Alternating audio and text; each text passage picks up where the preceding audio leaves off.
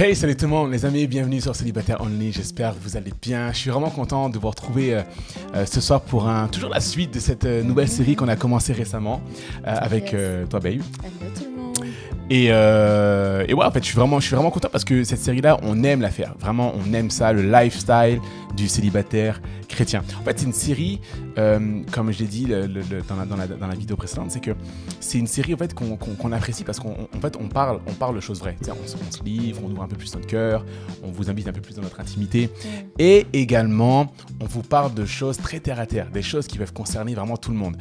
On avait abordé l'autre jour la prière, on parlait un peu de la prière, pourquoi c'est important pour nous de prier le matin, prier pour le travail. On avait également parlé de la prière également pour notre futur conjoint et conjointe, rapidement. On pourrait revenir là-dessus. En tout cas, s'il y a un des points qui vous a vraiment parlé et vous dites hey, on aimerait vraiment en savoir plus, approfondissez ce point-là, mettez-le dans les commentaires et n'hésitez pas à liker la vidéo, à vous abonner également sur le compte YouTube et également suivez-nous sur Instagram, Momentum sans frontières. Et j'ai hâte que vous puissiez nous rejoindre également si tu n'es pas encore inscrit sur Momentum sans frontières. Tu regardes cette vidéo sur YouTube et tu te dis j'aimerais vraiment avoir une église, j'aimerais grandir, approfondir ma foi et aussi ma relation avec Dieu. Ben, inscris-toi sur Momentum sans frontières et on va être là avec Victoria pour pouvoir t'accueillir, prendre soin de toi et également t'accompagner dans ta foi avec Dieu. Les amis, aujourd'hui on a préparé encore du petit contenu. Vraiment, normalement, ça va être bon. On va vous parler aujourd'hui de... L'autre jour on a parlé de la prière, maintenant c'est des temps de méditation. Méditation de quoi? Pas de méditation en mode calme, zen, mais vraiment yoga. En yoga. Mais vraiment en mode méditation de la parole de Dieu. Beb, juste avant de te laisser la parole, j'aimerais vraiment vous dire une chose. C'est qu'en fait, le temps de méditation sont mes meilleurs moments, les moments préférés dans ma journée, égalité avec mes temps de prière. Pourquoi? Parce que j'aime ces moments, personnellement, parce qu'ils m'apprennent à connaître le cœur et la pensée de Dieu surtout. C'est vrai. Tu sais, il y a des moments là, est-ce que Dieu il parle de, est-ce que Dieu il parle de politique, est-ce que Dieu il parle de sexe, est-ce que Dieu il parle de finance, est-ce que Dieu il parle d'économie, est-ce que Dieu il parle de relations amicales, du travail, de rupture, de blessures, d'émotions. Est-ce que Dieu il parle de toutes ces choses? Tu sais, on est là, on se dit mais est-ce que vraiment Dieu il parle de toutes ces choses? En fait, Dieu il parle de tout. La parole de Dieu parle de tout. Et en fait, ce que j'aime, c'est que dans la parole de Dieu, les questions d'hommes, de femmes, de relations, et en fait, on se retrouve dans leur vie, on se retrouve à travers les histoires de la parole de Dieu, et la Bible est un livre qui me passionne, c'est même le livre qui me passionne le plus, pour être honnête avec vous. Pourquoi? Parce que quand on prend le temps de s'arrêter, quand je prends le temps de m'arrêter et que je m'arrête, je médite sur les choses que je suis en train de lire, en fait, je m'aperçois qu'il y a un fil conducteur du début jusqu'à la fin de la parole de Dieu. En fait, il y a un fil conducteur, il y a quelque chose, il y a une pensée générale qu'on retrouve, c'est celle de l'amour d'un père envers ses enfants. En fait, c'est l'histoire de Dieu qui aime l'humanité, qui a créé l'humanité et qu'il aime tellement qu'il a créé un cadre dans lequel l'humanité est appelée à évoluer et à entrer en contact avec son créateur. Et en fait, cet amour, il se manifeste malgré la trahison, malgré l'abandon, le rejet, le mépris, l'infidélité de l'homme avec un grand H. Et en fait, cet amour-là, il est continuel. Et encore plus aujourd'hui, avec cette notion de grâce qui vient, hey, t'as fauté, tu te sens loin de Dieu, tu te sens déconnecté de Dieu et tu te dis, mais quand j'ai plus aucune valeur aux yeux de Dieu, et Dieu te dit, je t'aime tellement. Depuis la création du monde, l'homme est comme ça. L'homme m'a rejeté, l'homme a fauté, l'homme m'a déçu, l'homme m'a trahi, l'homme m'a méprisé, l'homme m'a craché dessus, l'homme m'a frappé. Et pourtant, je t'aime tellement. Parce qu'en fait, c'est pas une histoire de ce que tu es capable de faire.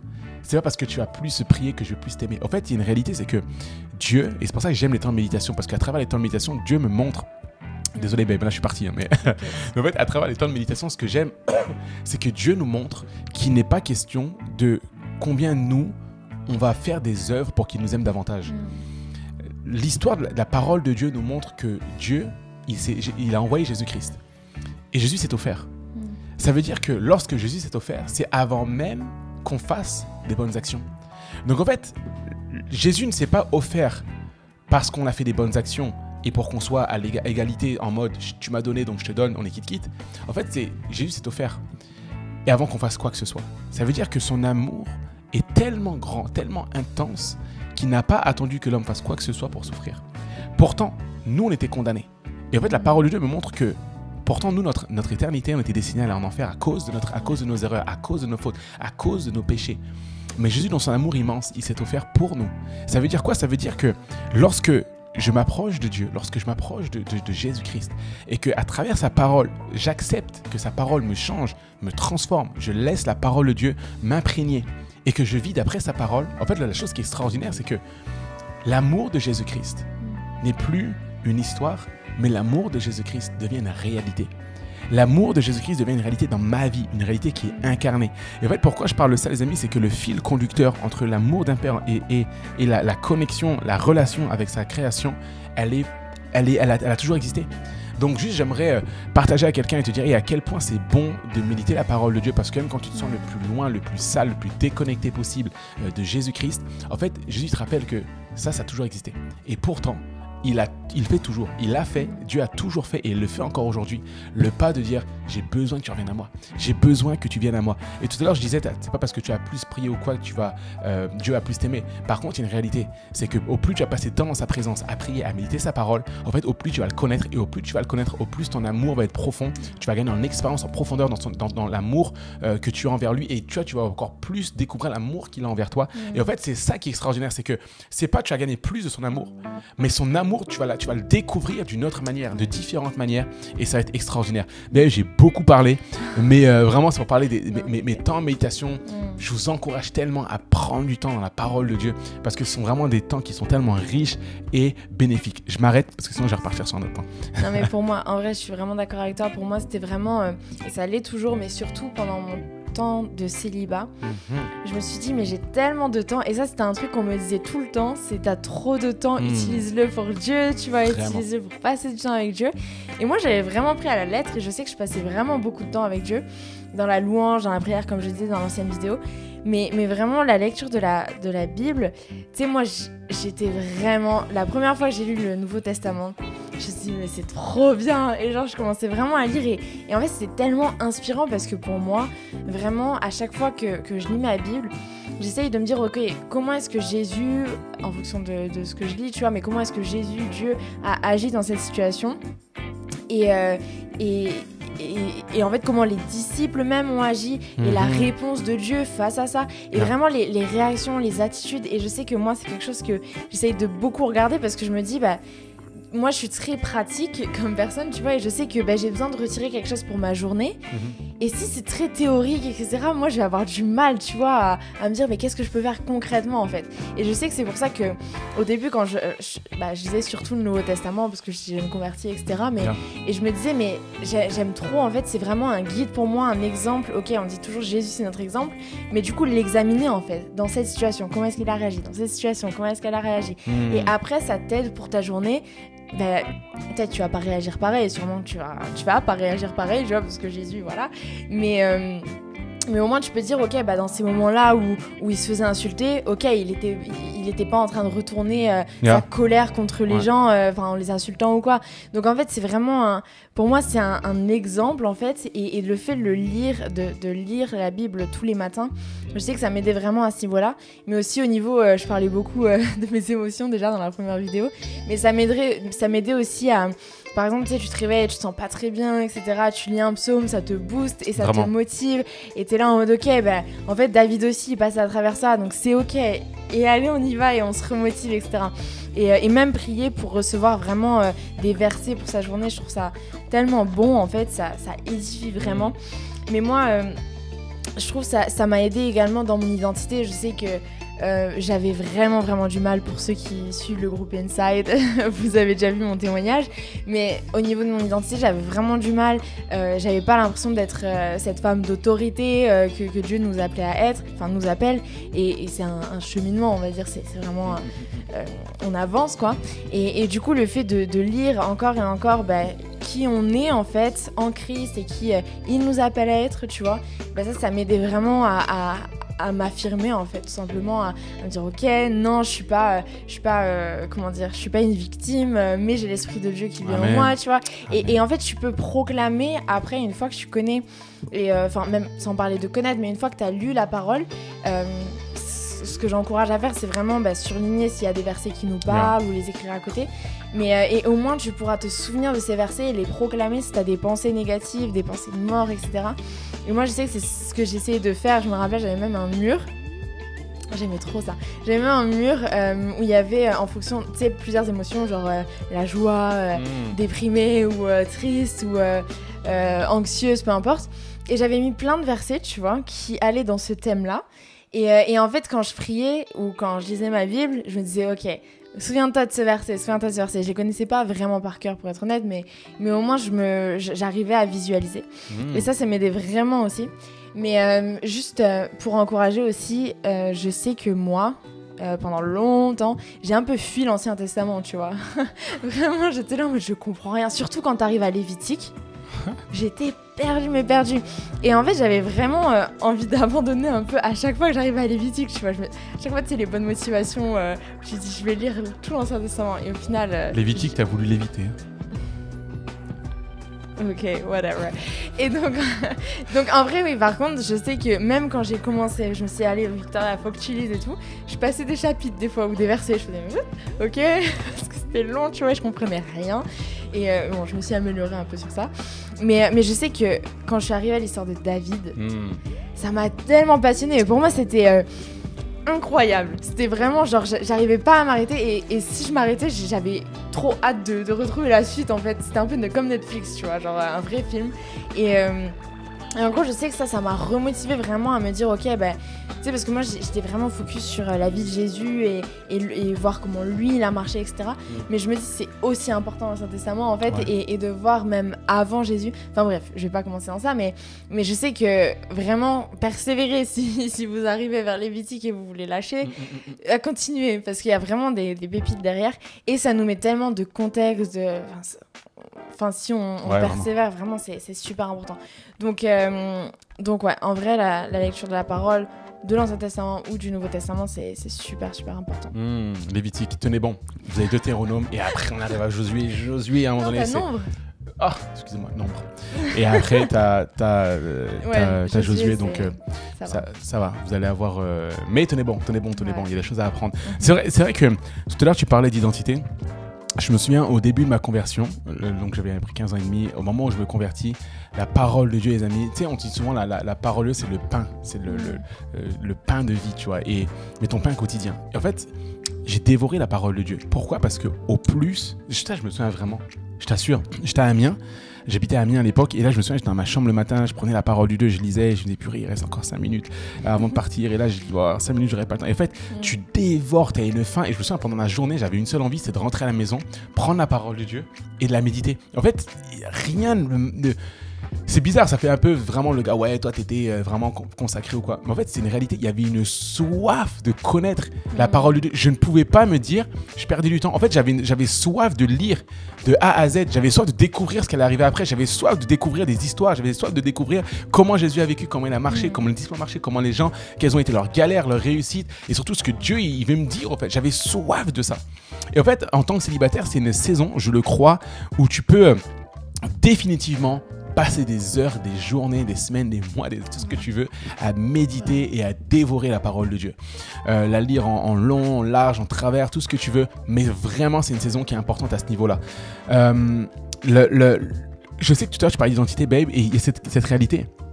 Tout le monde, quasiment, je pense tout le monde, vraiment s'est déjà posé la question, pourquoi j'existe ? Qu'est-ce que je fais sur Terre ? Et moi, je sais que c'était des questions que je me posais en tant que célibataire, et même encore parfois aujourd'hui, enfin, plus trop aujourd'hui, mais beaucoup à l'époque, c'est qu'est-ce que je fais sur Terre ? Pourquoi j'existe ? Quelle est ma mission ? Pourquoi je fais partie de cette génération ? Et ce qui se passe, c'est qu'il y a tellement de questions qui nécessitent des réponses, et la réalité, c'est que plus je m'approche de Dieu, plus je m'approche de sa parole, en fait, plus je comprends son plan pour ma vie. Lorsque je me pose la question pourquoi j'existe et qu'est-ce que je fais sur Terre, au plus je m'approchais de Dieu, au plus je m'approchais de sa parole, au plus je vais découvrir son plan pour ma propre vie. Et ça, c'est extraordinaire. Qui suis-je réellement ? On se pose toute cette question. Qui suis-je réellement ? Mais en fait, je découvre qui je suis lorsque je lève les yeux vers mon Père, vers mon Créateur. Si je veux découvrir mon identité, connaître mon origine, connaître également ma mission sur cette terre, je lève les yeux vers celui qui m'a créé. Et lorsque je regarde vers celui qui m'a créé et vers sa parole qu'il m'a laissée, je vais découvrir la raison pour laquelle j'ai été créé. Et en fait, la Bible, c'est aussi l'histoire d'hommes et de femmes qui ont traversé des situations semblables aux nôtres. Tu sais, parfois on voit la Bible comme un livre, les gens appellent ça la religion. Ouais, la religion, donc tu fais telle chose, tu pries 15 fois par jour, etc. Et puis... En fait, c'est pas une histoire de comment tu t'inclines, comment tu pries, dans quel sens, dans quelle direction. En fait, c'est pas une histoire de ça. En fait, la parole de Dieu, c'est une histoire d'hommes et de femmes qui ont réellement vécu, qui ont réellement existé, qui ont eu des galères comme toi, comme moi. C'est une histoire qui est vraie. Des gens qui ont eu des quotidiens de 24 heures comme toi et comme moi, qui ont travaillé, qui ont galéré, qui ont eu des relations, qui ont marché, qui ont échoué. Et en fait, la parole de Dieu, c'est ça. Et c'est également l'histoire d'hommes et de femmes qui ont été visités, qui ont rencontré Jésus-Christ, qui ont été au contact de Dieu, le Créateur, et qui à un moment donné, malgré leur rencontre, ont échoué et que Dieu a relevé. Ils sont retombés et ils ont été relevés. En fait, ça, c'est l'histoire de la vie. C'est l'histoire de la parole de Dieu. C'est une histoire qui est vraie. C'est une histoire qui est encore puissante et d'actualité aujourd'hui. Et ce que j'aime là-dedans, c'est qu'on apprend. On apprend de ces histoires-là. On apprend de ces hommes et de ces femmes. On apprend de leurs défaites, mais on apprend également de leurs victoires et de leurs succès. Et lorsque j'y médite, lorsque je m'arrête là-dessus, en fait, j'apprends d'eux. Et il y a des erreurs que je ne commets pas parce que j'ai lu. Si j'emprunte un chemin, ok, il y a une prostituée qui est au bord de la route. Pardon. Excuse-moi. Une prostituée, elle est au coin de la route. Là, mon cœur me dit, allez, va la voir, ta femme, elle n'est pas là, elle est en déplacement, tu peux aller la voir. La Bible te dit dans Proverbe, si tu vas la voir, tu es un fou et tu vas mourir. Tu vas mourir spirituellement. Tu vas détruire ton foyer, tu vas détruire ta propre vie, tu vas détruire tout ce que tu as construit. Ne va pas la voir. Parce que là, derrière, tu vas commettre l'infidélité et l'adultère. En fait, il y a des principes qui sont très clairs. Parfois, on a l'impression que la Bible, elle te parle dans un langage qui est méconnu. Ça te prend un décodeur et puis tu passes par-dessus la Bible et t'espères qu'à un moment donné, tu vas comprendre. En fait, la Bible, elle est écrite de manière très, très simple, très claire. Juste, je t'encourage à l'ouvrir. Tu vas voir, c'est un truc de fou. La parole de Dieu, c'est aussi une source de joie pour moi. Quand je m'approche de la parole de Dieu, de la Bible, et que je m'arrête dessus, c'est aussi une source de joie pour moi. Pourquoi ? Parce qu'en fait, je découvre des promesses pour ma vie. C'est extraordinaire. En fait, il y a un verset que j'aime beaucoup, c'est « Fais de l'Éternel tes délices et il te donnera ce que ton cœur désire. » Fais de Dieu, fais de l'Éternel. L'Éternel, c'est vraiment le nom de Dieu. Fais de l'Éternel tes délices et il te donnera ce que ton cœur désire. J'ouvre juste une parenthèse que je referme. J'aime beaucoup lorsqu'on parle de l'Éternel, le nom de Dieu qui est l'Éternel. Parce qu'en fait, lorsque je dis l'Éternel, ça me montre en fait qu'il n'y a qu'un seul Dieu. En fait, l'éternel, c'est l'éternité. Il n'y a rien avant, il n'y a rien après. Le commencement et la fin de toute chose. L'alpha et l'oméga, le début et la fin. Et j'aime ce nom-là de Dieu. Ça veut dire que Dieu a créé toutes choses. Dieu a toujours existé et Dieu a créé les choses. À partir de rien, ex nihilo, à partir de rien, Dieu a créé tout chose. Et j'aime ça.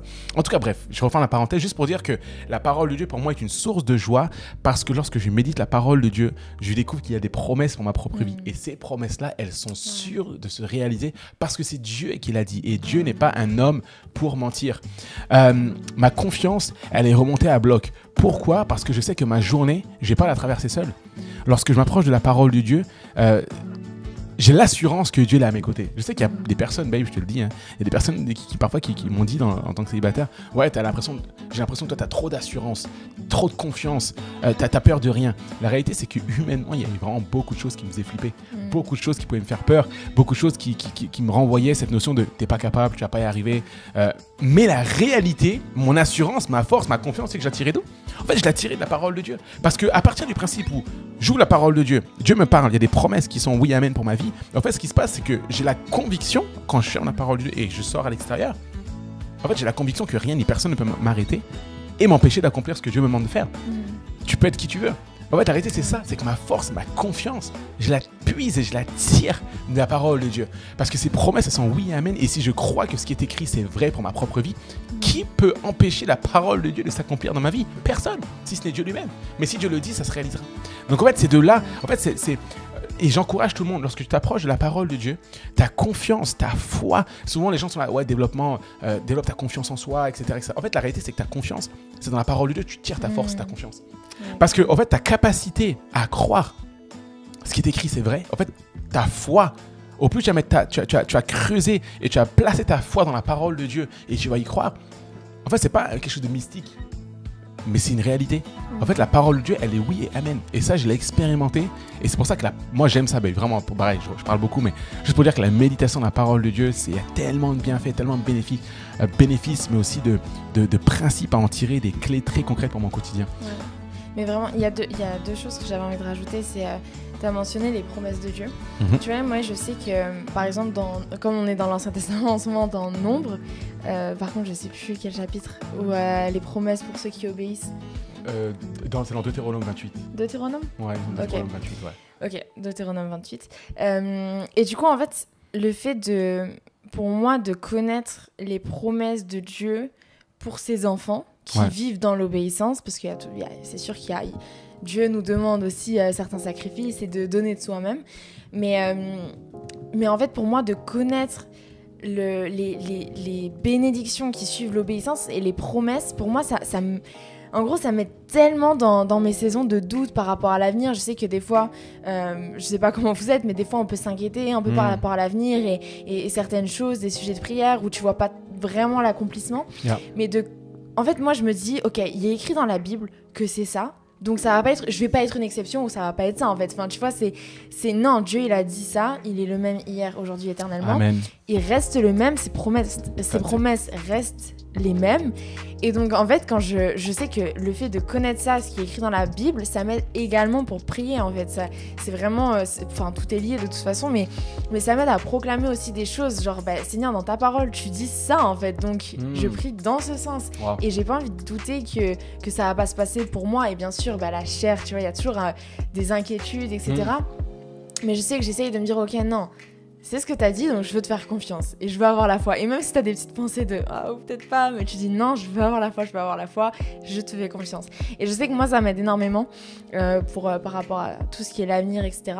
Et il y avait aussi un deuxième point, je trouve qu'au plus tu connais ta Bible, au plus également tu peux rentrer dans le combat spirituel, tu vois, quand il y a des choses qui t'arrivent, des difficultés, enfin peu importe, des attaques ou quoi que ce soit, au moins tu connais ta parole et tu sais qui tu es.